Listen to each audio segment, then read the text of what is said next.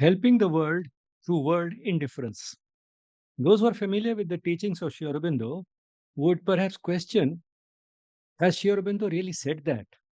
Because all along, Sri Aurobindo has emphasized not world indifference, but world engagement.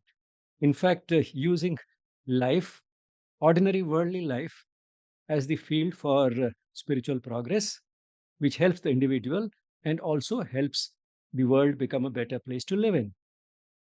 But in fact, that's the beauty of Sri Aurobindo's teachings.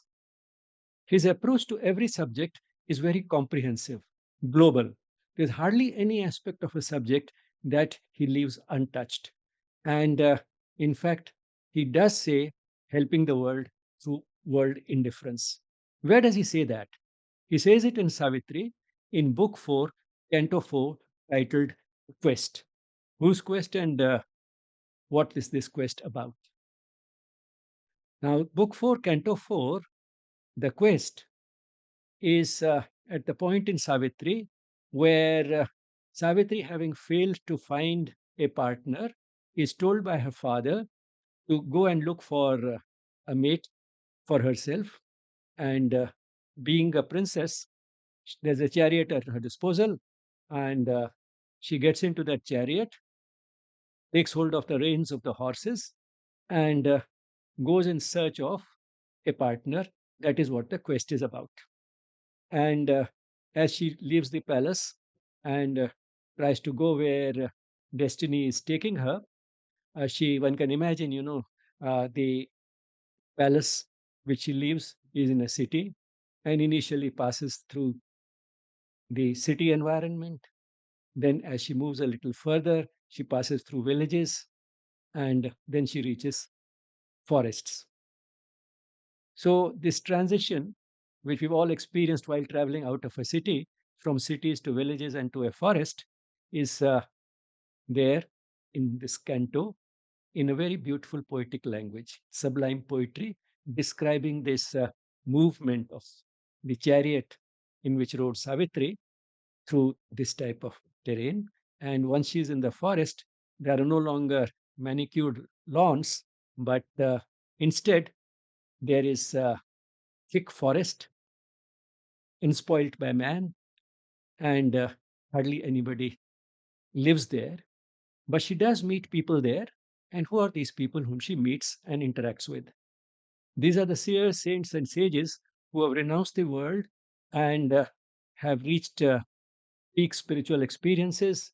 They have experienced the divine, and many of them have communed with the divine, have received words from the divine, which have taken the shape of mantras, and they have, because of these experiences, a profound sense of oneness that embraces the creator and the creation.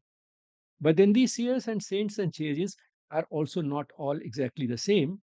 Some of them, inspired by this sense of oneness, have a great, profound sense of love and compassion for their fellow beings and are expressing it through ways that are somewhat visible, whereas others seem to be completely indifferent to the world. Let me read a few lines which illustrate these two contrasting approaches of these saints and sages. And first, I'll read those who are doing something relatively visible.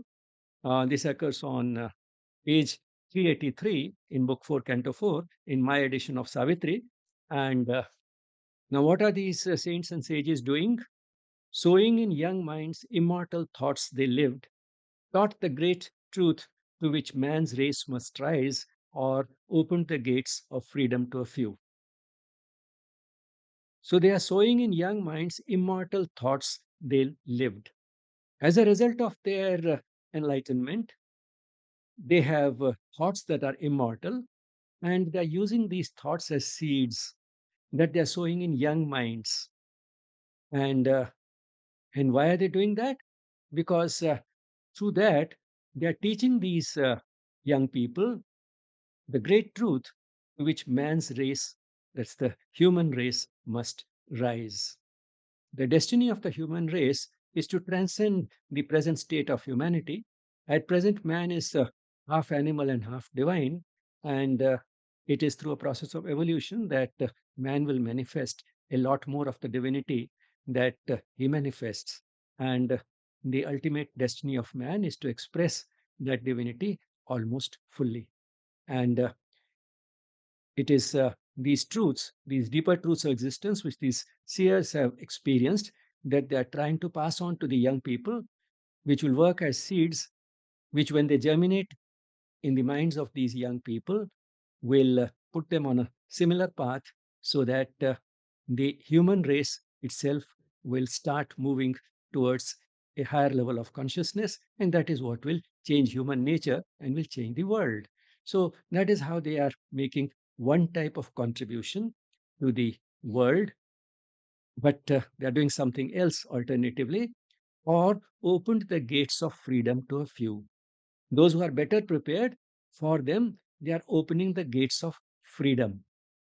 Not just sowing these seeds, but opening the gates of freedom. Freedom from what? Freedom from the bondage to the world and worldly life. That doesn't mean that these people have to renounce the world, but one can remain in the world, engage with the world without getting entangled. That is how they can enter the gates of freedom. And that will also give them freedom from desires, freedom from all negativities like anger and lust and so on, and also give them that freedom from external circumstances for happiness. That is the type of freedom to which they can go under the influence of these seers and sages. So let me read these lines again. Sowing in young minds immortal thoughts they lived, taught the great truth to which man's race must rise, or opened the gates of freedom to a few. So while these saints and sages are doing something which is relatively visible, there are others who are apparently doing nothing, and that comes on the next page, page 384 in my edition of Savitri. And these are lines 252 and 253 in Book 4, Canto 4. Some silent watched the universal dance or helped the world by world indifference. So some were silent, some silent watched the universal dance, some watched the universal dance, that is the usual activities of the world. They watched from a distance silently. Some silent watched the universal dance or helped the world by world indifference. Now, one might ask, how can anyone help to world indifference? Now, these were seers, saints, and sages who had reached a level of spiritual evolution which made them radiate positivity, radiating positive vibrations or vibes, radiating positive energy. These are trendy terms, but they are a reality. And how can we understand that it actually happens? I'm sure most of you have experienced that there are some people in whose company you feel very comfortable, you feel at peace, and you feel as if you're receiving some energy, you feel energized.